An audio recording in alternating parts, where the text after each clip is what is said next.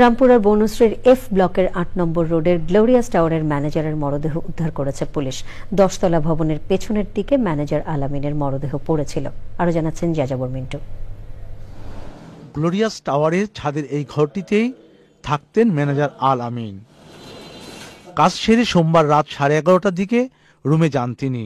মঙ্গলবার সকালে টাওয়ারের পেছনে তাকে মৃত অবস্থায় পাওয়া যায়। 11:30টায় এরকম সময় উপরে গেছে, ম্যানেজার স্যারের ফোন দিছি 11:38-এর সময়, স্যার গেট কি আমি আটকাবো? গাড়ি কয়টা রয়েছে বাইরে? আমি স্যার 4টে গাড়ি রয়েছে, 2টে বড় গাড়ি আর 2টা মোটরসাইকেল। তারপর সব গাড়ি ঠিক আছে, আমি আবার 12টার ভিতরে গেট আটকাই দিছি।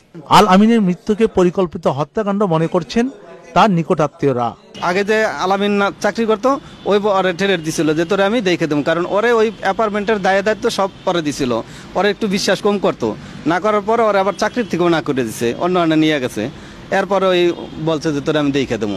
এই তমায়ত করার পর আমার বাগনের এই অবস্থা হয়েছে। হ্যাঁ, যে অবস্থা মানে মাইরিয়া, তারপরে মনে করেন এই যে জায়গায় জায়গায় স্পট আছে, এখানে ওরে বাইন দেয়া, রশি দিয়ে বাইন দেয়া, তারপর ওরে ওখানে ফালানো হয়েছে, ওখানে রাখা হয়েছে। ওকে মার্ডার, মানে স্পষ্ট ওকে মার্ডার করা হয়েছে। ওরে মাইরিয়া সুপরিকল্পিতভাবে ওরে মারার পরে ওইখানে রাখা হয়েছে।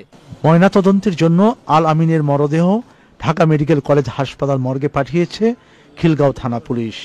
তদন্ত রিপোর্ট না পাওয়া পর্যন্ত পুলিশ কথা বলতে রাজি হয়নি। যাযাবর মিন্টু, চ্যানেল আই, ঢাকা।